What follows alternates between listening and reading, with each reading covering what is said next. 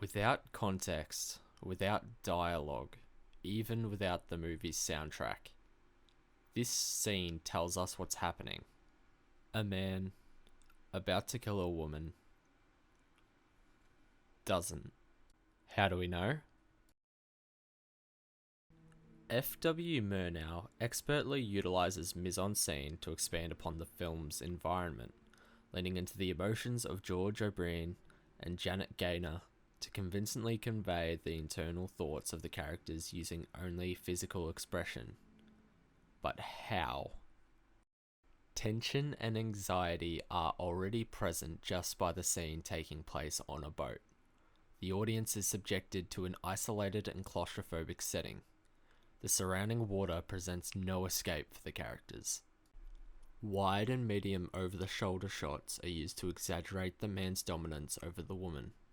The man rises, transitioning him from man to monster. His body is hunched, and his face is hidden from the camera as the woman pleads to him.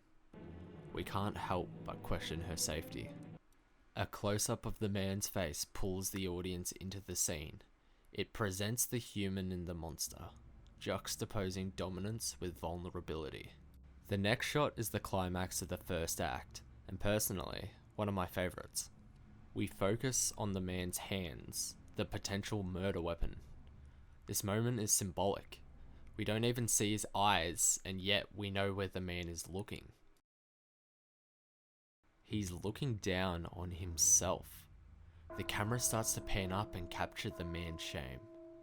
He hides his face from the camera, the audience, the woman. O'Brien's acting didn't require intertitles because the camera captured his characters in a conflict. This melodramatic acting is a staple of expressionist film. The cinematography chooses and distorts the audience's point of view, but the actors have to externalize the internal feelings of their characters. Most horror films, good and bad, lend themselves to these techniques.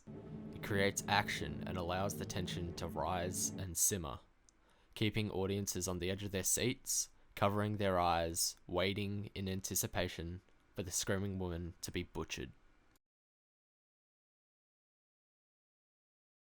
Friday the 13th is one of, if not the, most popular horror movie franchises. But that isn't to say that it's completely original. I mean, after 12 movies, there's bound to be some overlap when you compare it with other movies. And there sure is. Take this scene from Friday the 13th Part 3.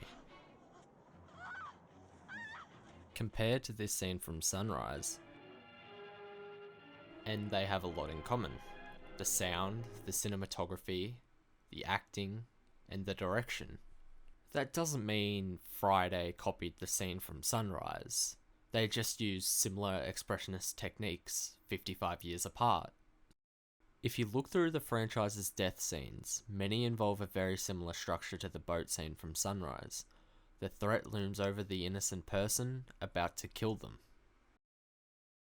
All this isn't to say that I regard Sunrise as a horror film just for these two scenes, because at heart it's definitely not, but in these two scenes, Sunrise does highlight the elements of horror through George O'Brien's monstrous performance, exaggerated by the cinematography, haunting music, and complemented by Janet Gaynor's acting.